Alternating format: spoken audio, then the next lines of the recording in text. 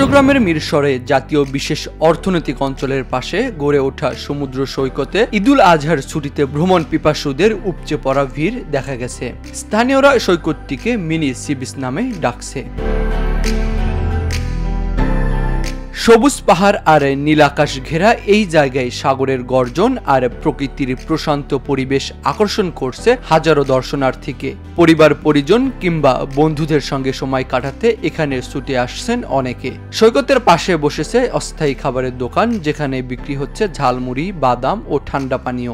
আমাদের অনেক ভালো লাগতেছে, আমরা আরেকবার আসছিলাম, খুবই ভালো লাগে। এখন এই ঈদের ঈদ উপলক্ষে আমরা আসছি, পরিবার সহ সবাই আসছি, ভিন্ন ভিন্ন জায়গায় ঘুরতেছে, আমরা এখানে ঘুরতেছি, ভালো লাগে। পর্যটকরা বলছেন এখানকার পরিবেশ চমৎকার। কেউ কেউ একে কক্সবাজারের সঙ্গে তুলনা করছেন। অনেকেই বলছেন সরকারি উদ্যোগে এখানে শৌচাগার, বিশ্রামাগার এবং দোকানপাট গড়ে তোলা হলে আরো সুবিধা হতো।